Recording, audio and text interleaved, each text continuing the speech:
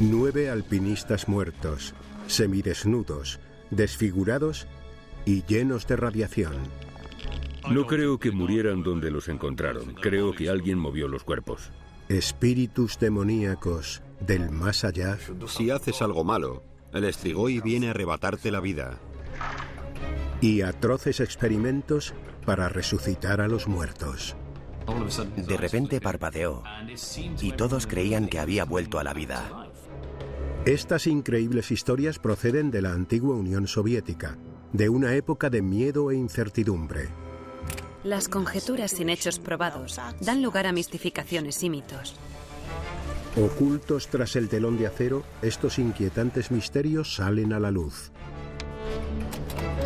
Gracias a los testigos oculares, a los expedientes desclasificados y a la opinión de los expertos, ahora podemos descubrir la verdad de estos inexplicables misterios de la Unión Soviética.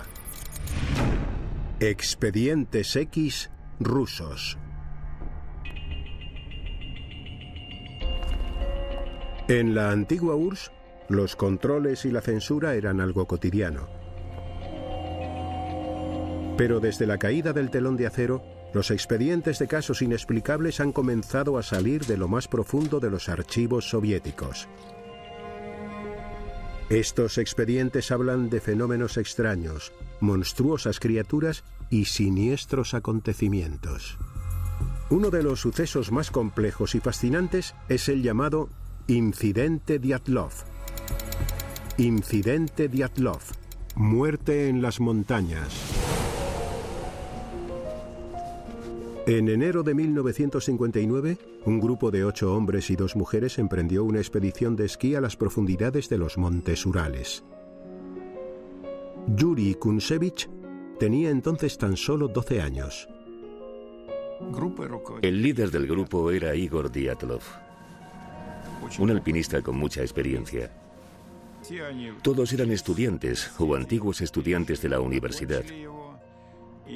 El único de fuera era Solotaryov. Su objetivo era escalar el escarpado monte Otorten. Otorten significa no vayas allí. Para alcanzar su objetivo debían estar en muy buenas condiciones físicas. Para llegar, partieron desde su universidad en Sverdlovsk, conocida ahora como Ekaterimburgo, y recorrieron 640 kilómetros al norte hasta adentrarse en las montañas nevadas.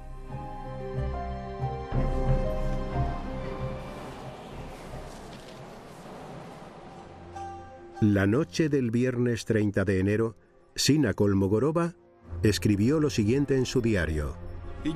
Estamos siguiendo el curso del río Auspia. Y al final añadió una nota que decía: creo que hoy construiremos un cobertizo. Fue lo último que escribió.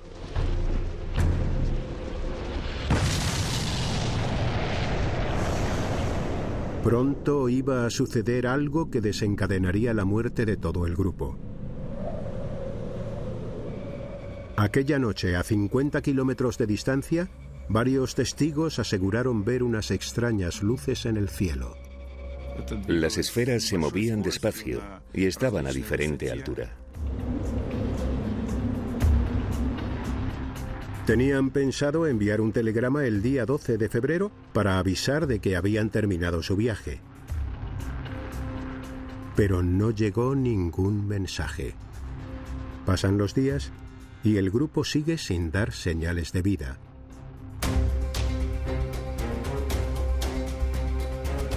Comienza entonces una misión de búsqueda y rescate impulsada por los familiares y amigos de los montañeros. Pasaron 5 días y no encontraron nada, pero de repente, 2 estudiantes voluntarios descubrieron las primeras pistas. Llegamos en helicóptero el día 23 y el 25 encontramos las marcas de los esquíes. A pesar del espesor de la nieve y de las gélidas temperaturas, lograron seguir las huellas de los esquíes. Y a la mañana siguiente encontraron la tienda de campaña. La tienda estaba fuera de la ruta que habían planeado y a 14 kilómetros de su destino, el monte Otorten.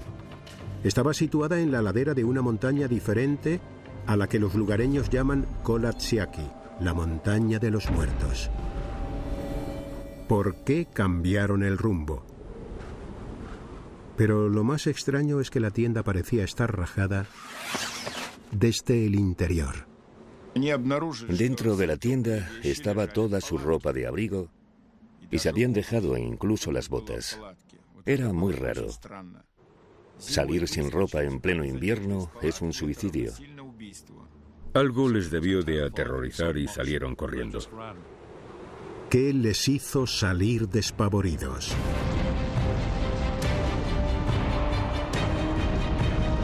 La explicación más obvia sería una avalancha. El estruendo de la nieve y las rocas hizo que el grupo saliera corriendo de la tienda. Eso explicaría que la tienda estuviera rasgada, pero no había ninguna otra señal de que hubiera habido una avalancha. Esa teoría está totalmente descartada, porque en una pendiente tan ligera nunca podría haber una avalancha. La pendiente de esa ladera está entre los 18 y los 20 grados, muy por debajo de lo que se considera un ángulo crítico.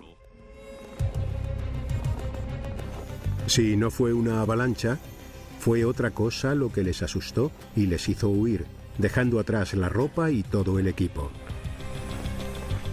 Si no llevaban ropa de abrigo, había muy pocas probabilidades de encontrarlos con vida. Buscando a 1,5 kilómetros de donde estaba la tienda, las sospechas del equipo de rescate se confirmaron.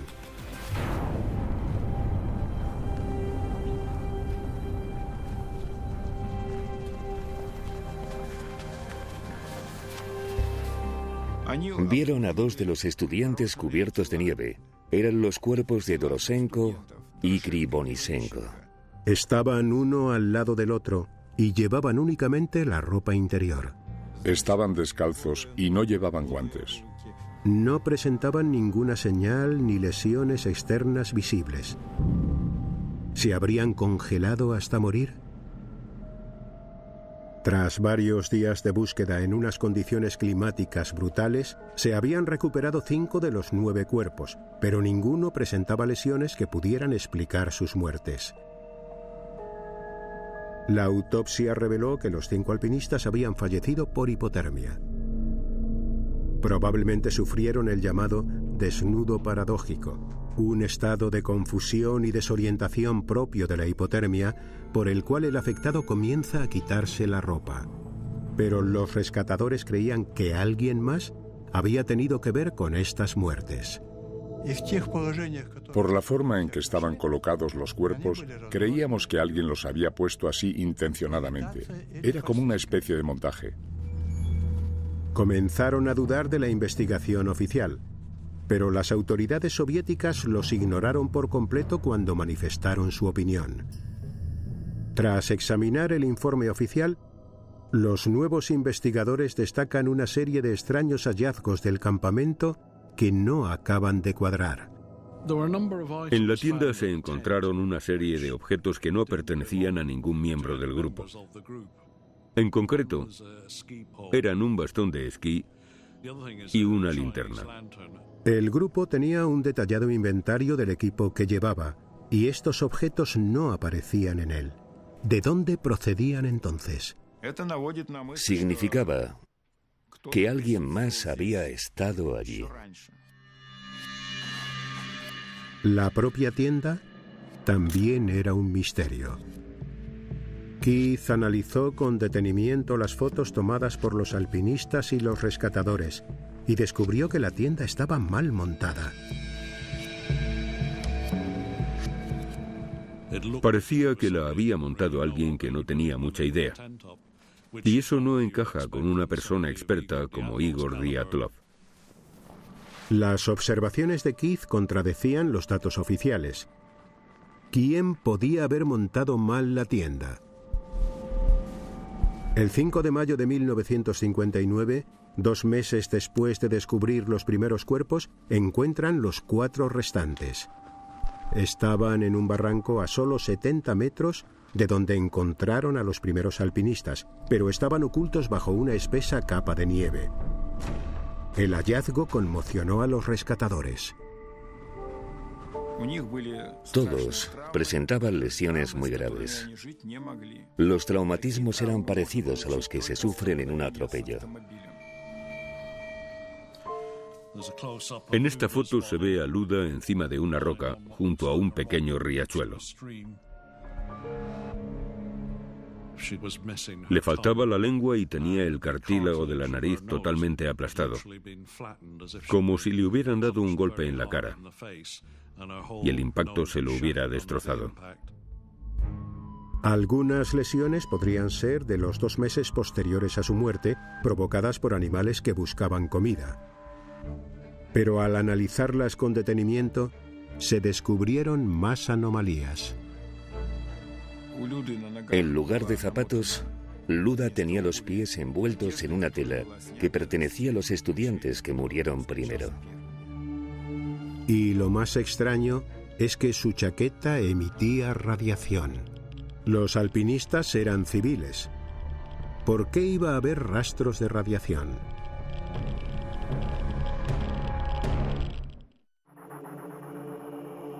En lo más profundo de los montes Urales, 9 alpinistas fueron hallados muertos en misteriosas circunstancias. Los cuerpos se enterraron en Sverdlovsk, su ciudad natal, ahora conocida como Ekaterimburgo, donde se erigió un monumento en su memoria. En los últimos años han salido a la luz muchos detalles más, pero es un incidente tan extraño que resulta complicado saber qué piezas podrían resolver este rompecabezas.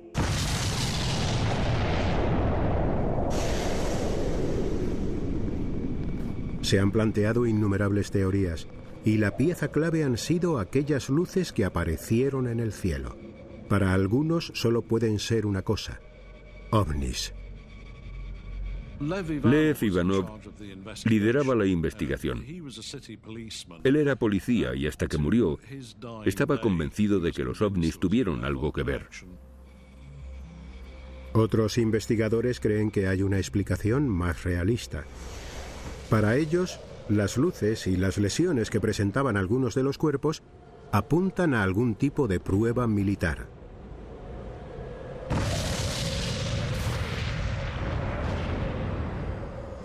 Al ver el resultado de la autopsia, lo primero que pensé fue que habían muerto a causa de una explosión. Pero no de una bomba común, porque si no habrían tenido otro tipo de lesiones provocadas por la metralla. Keith cree que en esa zona se estaban haciendo pruebas con un tipo de bomba especial, las bombas con paracaídas. Normalmente estallan a 40 o 50 metros y la explosión destruye todo lo que hay alrededor. Aunque estés a cierta distancia, te pueden reventar los pulmones y estallar los tímpanos. Estas bombas provocan unas lesiones internas masivas, pero las externas son casi inapreciables. Keith sigue buscando más información en fuentes militares y antiguo personal militar. Está convencido de que va por buen camino. Hay pruebas de que 2 bombarderos sobrevolaron la zona norte de los Urales aquella noche, y uno de los miembros de la tripulación dijo que habían lanzado bombas con paracaídas en esa zona. La prueba más contundente de esta teoría reside en un hallazgo reciente. El año pasado encontramos un fragmento de un misil. No demuestra que los artefactos lanzados por los bombarderos les mataran, pero es bastante probable. Es demasiada coincidencia. Es posible que el grupo de estudiantes muriera accidentalmente durante unas pruebas militares con bombas. Estaban en el lugar y el momento equivocados. Pero la trama se complica aún más.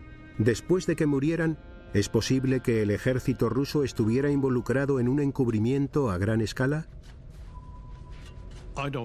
No creo que murieran donde los encontraron, sino a varios kilómetros de allí, y que después movieran los cuerpos. Querían encubrir los asesinatos. Y la única explicación que se les ocurrió fue que murieron de hipotermia. Para algunos de los nuevos investigadores, los misteriosos hallazgos de la tienda apuntan también a un posible encubrimiento. Era un grupo de alpinistas con experiencia, pero los encontraron fuera de su ruta en la montaña equivocada. Hasta la tienda estaba mal montada. Seguramente movieran la tienda y los cuerpos para desviar la atención del lugar donde había ocurrido el accidente militar. 50 años después, el caso de sus muertes sigue sin estar resuelto. Ninguna teoría explica el misterio. Es como si se hubiera reunido un comité y hubiese decidido hacerlo todo tan confuso que nadie pudiera formular ninguna teoría convincente. El caso está lleno de pruebas contradictorias que no se pueden unir entre sí para esclarecer y entender lo que pasó. Ni siquiera se sabe qué hechos se registraron entonces y cuáles se obviaron. A medida que se filtran archivos, van apareciendo más pistas. No es agradable destapar mentiras, pero vamos a seguir hasta dar con las respuestas que buscamos. Tras el telón de acero se controlaba la vida de las personas de muchas maneras. El régimen soviético trataba de reprimir las supersticiones. Pero en ciertos lugares como Rumanía, era imposible acabar con las creencias en lo sobrenatural. El próximo expediente pertenece a un asesino en serie rumano, pero no era un homicida corriente. Los lugareños creían que estaba poseído por un espíritu demoníaco conocido como Strigoi.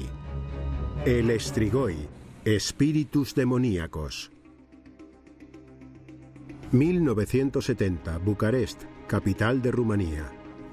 Un asesino anda suelto acechando a mujeres jóvenes. Se llama Ion Ramaru. El periodista Andrei Moisoiu ha investigado este espeluznante caso. Estudió en la Facultad de Veterinaria aquí en Bucarest. Pero Ramaru tiene un lado oscuro que aflora por la noche. El 4 de abril de 1970 comete su primer crimen.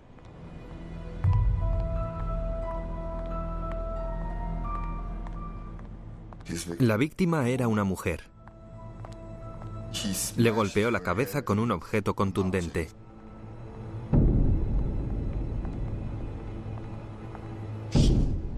Las agresiones de Ramaru son especialmente salvajes. Había sangre por todas partes. Solía morder a sus víctimas y les quitaba la carne de las manos o del pecho o les arrancaba una pierna. Lo apodaron el vampiro de Bucarest. Ramaru violó y asesinó brutalmente a 4 mujeres y agredió a otras 10 antes de ser capturado. Fue sentenciado a pena de muerte por sus crímenes.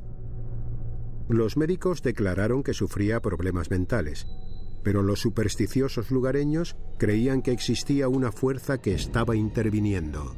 La sanguinaria naturaleza de sus crímenes llevó a algunos a pensar que Ramaru estaba poseído por un espíritu demoníaco. Las leyendas rumanas hablan de un espíritu llamado Strigoi. La profesora Sabina Ispas es una experta en el Strigoi y el folclore de Rumanía. No son como los zombies o los fantasmas. Son solo fuentes energéticas. Tienen la capacidad de hacerse más fuertes y más ricos, quitándole todo lo bueno a los demás. Según el folclore rumano, es posible nacer siendo un Strigoi, ya que el espíritu maligno se puede transmitir de una generación a otra. Un acto de maldad cometido por un progenitor puede afectar directamente al espíritu de su hijo. Cuando Ion Ramaru iba a ser ejecutado, culpó a su padre de todos sus actos. Dijo, quiero vivir. La culpa de todo esto la tiene mi padre. El padre de Ion era Florea Ramaru.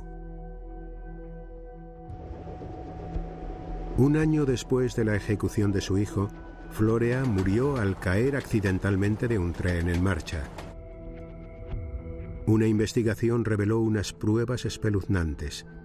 Las huellas del padre coincidían con las de varios atroces asesinatos cometidos en 1944. Todos los asesinatos eran similares a los que cometió su hijo, pero antes de que Florea pudiera ser capturado, nació su hijo Ion y los crímenes cesaron. Según los rumores, un espíritu diabólico había pasado de padre a hijo. Y por eso, Iun Ramaru nació siendo un Strigoi. Aunque no hay pruebas de que Ramaru estuviese poseído por un Strigoi, la gente muchas veces se aferra a lo sobrenatural para explicar actos tan atroces. La creencia en el Strigoi es algo generalizado en Rumanía, y el folclore explica incluso cómo derrotarlo. Hace más de 30 años, un niño que vivía al sur de Rumanía presenció una espantosa ceremonia para detener a un supuesto Strigoi. Aquel niño era Cătălin Gruia. Recuerdo que una noche todo el pueblo acudió al cementerio. No se preocuparon por mí. Pensaron que estaría durmiendo, pero yo los seguí hasta allí. Los aldeanos estaban aterrorizados. Creían que un Strigoi demoníaco había invadido el pueblo. Analizas todas las señales. Ves que los animales están muriendo, que la gente de tu familia y del pueblo también está muriendo. Los síntomas y el problema están muy claros. Ya sabes que hay un Strigoi. Según el folclore rumano, si se sospecha que un espíritu maligno habita el cuerpo de un muerto, hay que llevar a cabo una serie de rituales para matar a ese Strigoi. El joven Cătălin fue testigo de una de esas terroríficas ceremonias. Sospechaban que una persona recientemente fallecida albergaba el espíritu del Strigoi y decidieron exhumarla. Había 2 hombres cavando y las mujeres estaban alrededor, todas vestidas de negro. Cuando ven el cadáver, se confirman las peores sospechas de los aldeanos. Las horribles marcas que tiene el cuerpo manifiestan la presencia del espíritu del Strigoi. Vieron que el hombre estaba intacto,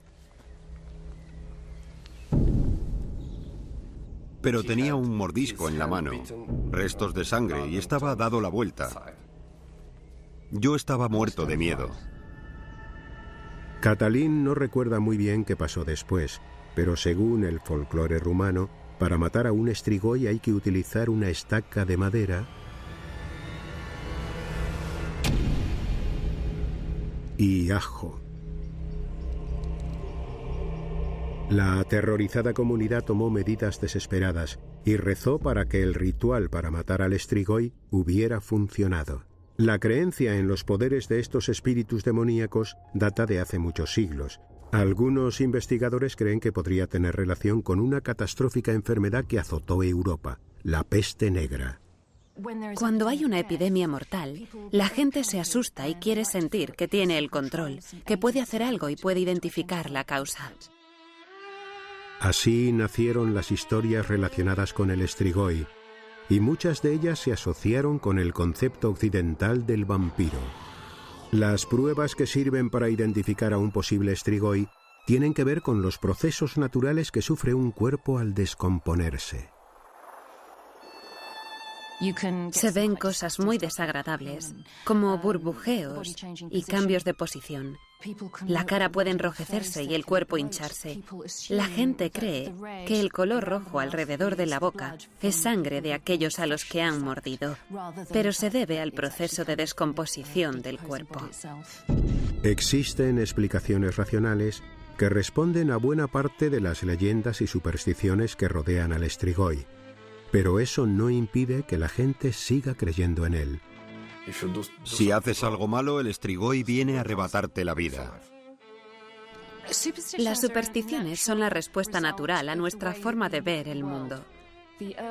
El deseo de dar con el culpable de lo sucedido y tener algún tipo de ritual para acabar con él proporciona una sensación muy satisfactoria para el ser humano.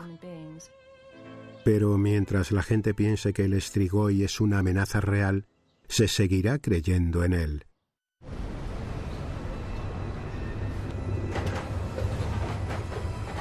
Entre todos los expedientes rusos no resueltos, también existen testimonios de extraños e incomprensibles encuentros en las montañas más remotas. Es un país enorme, con distintos entornos y climas. Algunas regiones son tan inhóspitas que vivir en ellas a veces es casi un milagro. Estos misteriosos avistamientos en ocasiones pueden tener consecuencias mortales. Olas de fuego, muerte en las montañas. El montañero Vladimir Kabunienko nos cuenta cómo organizó un fin de semana de montañismo con un grupo de amigos el 17 de agosto de 1978 por las montañas del Cáucaso. Montaron la tienda para pasar la noche y pronto fueron testigos de un misterioso y mortal fenómeno. La tienda era muy pequeña y teníamos que dormir muy apretados. Vladimir le cambió el sitio a su amigo Oleg. Este sencillo gesto tendría unas repercusiones impensables.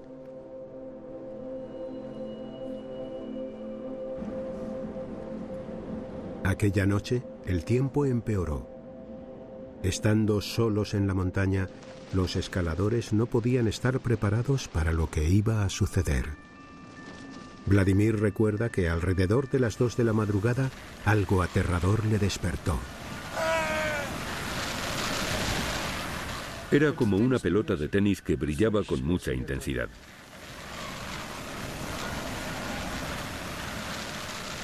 Vladimir está hipnotizado por esta extraña aparición. No podía mover las manos ni las piernas.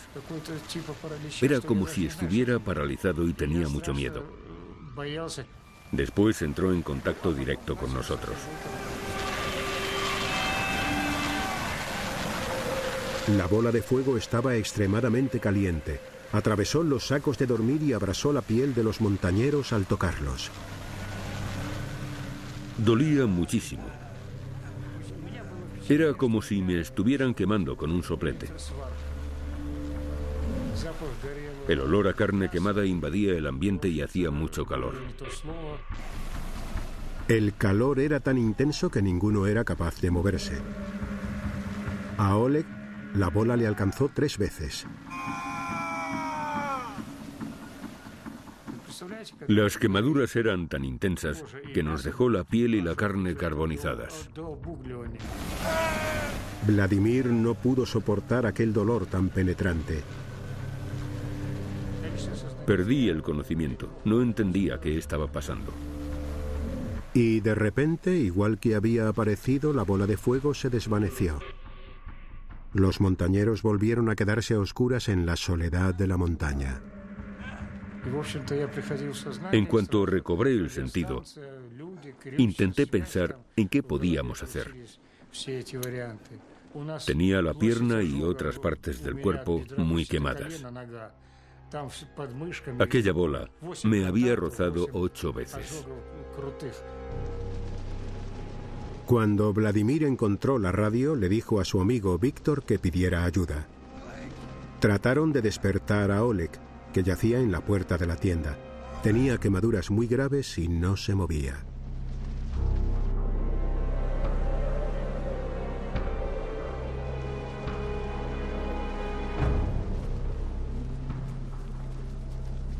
El equipo de rescate tardó en llegar y al ver lo sucedido quedaron horrorizados. No puedo reproducir lo que dijo el médico, porque utilizó un lenguaje muy fuerte. Pero lo que vio le sorprendió muchísimo.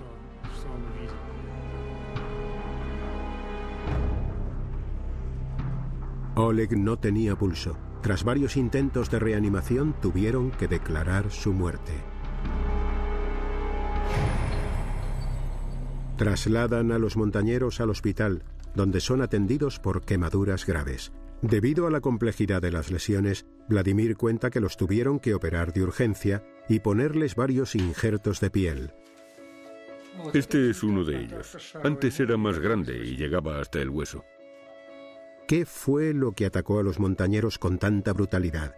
Es imposible saber lo que ocurrió, ya que el único testimonio existente es el de Vladimir, pero él está seguro de que se trata de un misterioso y extraño fenómeno que ha sucedido en otras montañas del mundo. Yo creo que era una esfera luminosa. Para los científicos, el avistamiento de esferas luminosas se puede deber a una ilusión óptica o al hecho de tener una imaginación hiperactiva. Sabemos muy poco acerca de las esferas luminosas. Es complicado disociar el mito y la realidad. Se cree que son unas bolas brillantes que se mueven de forma errática. Esto concuerda con la descripción de Vladimir. Todo lo que toque esa bola se verá expuesto a gran cantidad de energía, por lo que si entra en contacto con un ser humano, seguramente le quemaría. Esto explica las horribles lesiones que sufrieron los montañeros. Pero hace poco que los científicos han formulado una teoría para explicar cómo se crean estas bolas de fuego.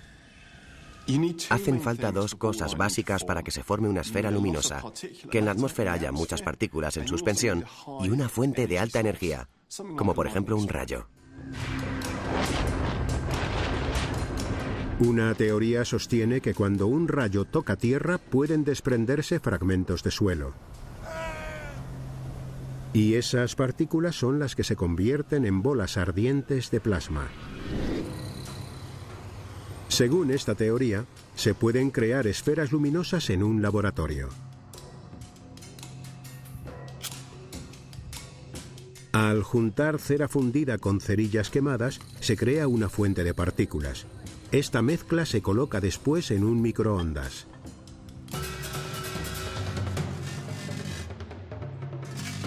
Las microondas calientan las partículas igual que lo haría un rayo.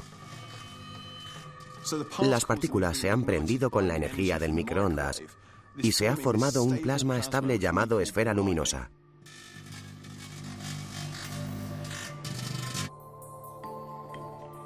Con muy poca cantidad de materia se han producido grandes daños en el microondas, así que si se hiciera a mayor escala, con la energía procedente de un rayo, podría provocar daños gravísimos a un humano. Vladimir tardó 6 meses en recuperarse de sus quemaduras, pero nunca podrá saciar su espíritu aventurero. No se puede hacer nada cuando uno se enamora de la montaña.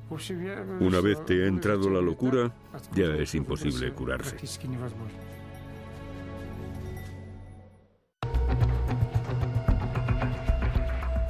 Además de misteriosos e inexplicables casos no resueltos, los archivos rusos contienen detalles de sorprendentes experimentos médicos. Eran tiempos movidos por la búsqueda de fines políticos y acciones de ética dudosa. Rusia tiene un gobierno complejo, inescrutable y muy poderoso. La Unión Soviética pretendía controlar la información para proyectar una imagen de éxito y poder. Uno de los relatos más escalofriantes data de los años 20. Las imágenes muestran a científicos rusos creando abominables monstruos e incluso tratando de revivir a los muertos. Experimentación médica, terror en el laboratorio. Mientras muchas instalaciones científicas estaban escondidas en recónditos páramos nevados, este espeluznante caso ocurrió en pleno corazón de Moscú. El protagonista de esta historia es el cirujano ruso Sergei Bryukhanenko. Fue testigo de los horrores de la Primera Guerra Mundial y decidió centrar sus estudios en el trasplante de órganos. Aquellos científicos querían saber cómo funcionaban ciertos órganos dentro del cuerpo. Pero era complicado, porque están en el interior. Y cuando los extraes, suelen dejar de funcionar. Si un órgano sano puede sustituir a uno que está fallando, quizás algún día se pueda incluso evitar la muerte. Bryukhanenko estudiaba la posibilidad de mantener los órganos vivos una vez extraídos del cuerpo. Inventó una rudimentaria máquina de reanimación llamada autoyector. Era una especie de aparato de cristal con tubos de plástico o de goma, cuyo objetivo era suministrar sangre, reoxigenarla para eliminar los residuos e introducirla de nuevo en el órgano. Empezó a experimentar con animales.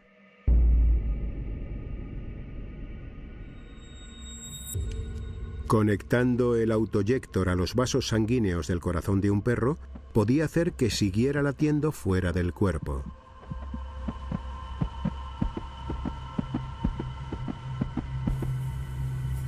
Pero Bryukhanenko iría todavía más lejos. Quería mantener con vida algo de mayor tamaño. Y probó con la cabeza de un animal.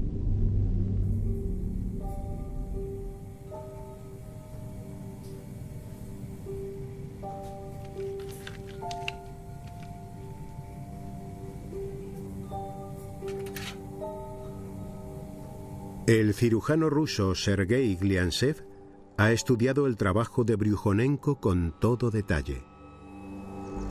Cogió a un perro, le cortó la cabeza y le inyectó una medicación en los vasos sanguíneos.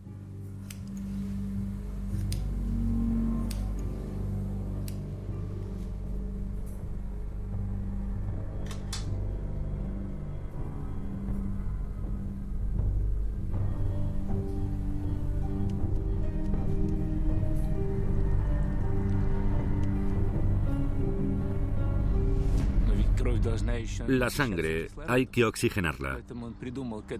Por eso cogió 2 tubos y los introdujo en los pulmones de otro perro. Bryukhanenko conectó la cabeza cortada del primer perro y los pulmones del otro al autoyector y lo puso en marcha.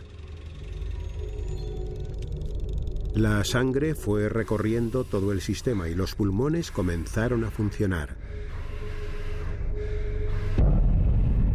Y sorprendentemente, la cabeza volvió a la vida. El perro pestañeó y comenzó a mover los músculos faciales. La cabeza se mantuvo 3 horas y media en este estado de no muerte, hasta que finalmente se detuvieron sus constantes vitales.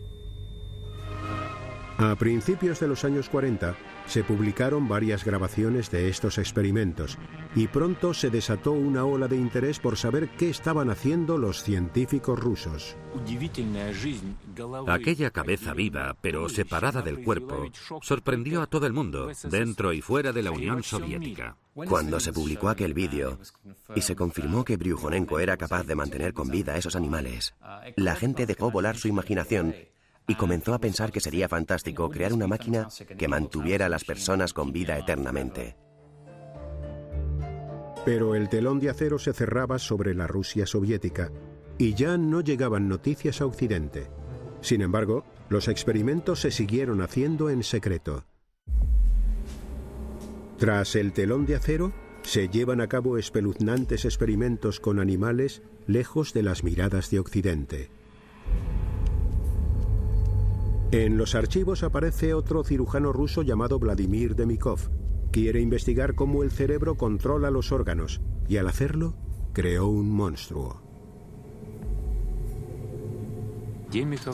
Demikov no era médico, sino biólogo. Cogía la cabeza de un animal pequeño, la de un cachorro, por ejemplo, y la injertaba en el cuello de un perro adulto. Demikov creó un perro bicéfalo. Si te fijabas bien, de repente veías aparecer la otra cabeza. El perro más pequeño le mordisqueaba las orejas al grande y solían pelearse entre ellos. Todo aquel que veía al perro se sorprendía, y el jefe de Demikov tenía sus reservas al respecto. Le prohibió hacer esas cosas. Le dijo: No puedo ver a este perro. No vuelva a hacerlo. Pero mediante este atroz experimento, Demikov amplió las fronteras de la ciencia. Ahora podía analizar cómo el sistema nervioso controlaba todos los órganos. Nadie había hecho antes algo así. No se sabía nada al respecto. Mientras Demikov sigue trabajando con sus perros, Sergei Bryukhanenko quiere ir un paso más allá y experimentar con humanos. En los años 30, Bryukhanenko se centró en la idea de la reanimación. ¿Sería posible que un cuerpo muerto volviera a la vida? Cogieron el cuerpo de un hombre que había fallecido en una cirugía el día anterior y lo conectaron a la máquina.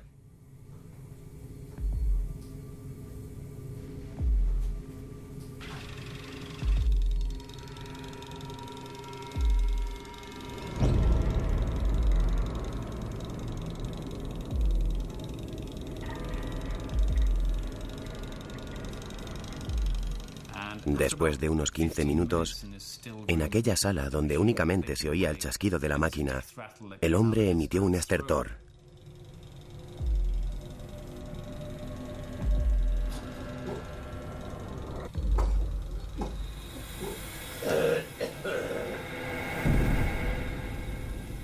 De repente parpadeó, y todos los presentes creían que había vuelto a la vida. Bryukhanenko y su ayudante estaban atormentados por lo que habían hecho y aterrorizados por las consecuencias que podía tener revivir a una persona. Entonces apagaron la máquina y hasta hoy no sabemos si el experimento realmente habría funcionado. Los científicos soviéticos consiguieron lo que se creía imposible. Desde mantener órganos vivos fuera de un cuerpo hasta poder trasplantarlos y probablemente reanimar a los muertos, aunque fuese por un tiempo. ¿Pero estaba justificada toda esta investigación? La gente se sigue haciendo preguntas y se sigue planteando el trasplante de órganos desde un punto de vista ético y moral. ¿Tiene el hombre derecho a entrometerse en la creación de Dios y hacer algo que él no ha hecho? Si se pudiera revivir a una persona, significaría que no existe realmente el alma y que el cuerpo es una máquina cuyos componentes se pueden sustituir por los de otra. Por controvertidos que sean, los trabajos de Bryukhanenko y Demikov se siguen utilizando hoy en día para las tecnologías de soporte vital y las operaciones de trasplantes de órganos. La justificación de estos trabajos es que se salvan vidas, y eso siempre ha sido lo primordial. Fue un avance fundamental para la medicina actual. Pero tras el telón de acero, ¿quién sabe hasta dónde llegaron los experimentos originales y qué otras abominaciones se crearon, ya fuesen animales o humanas? La Rusia soviética guardaba secretos que permanecieron ocultos durante décadas tras el telón de acero. Pero en los 25 años posteriores a la caída del comunismo, muchos de estos expedientes han salido por fin a la luz.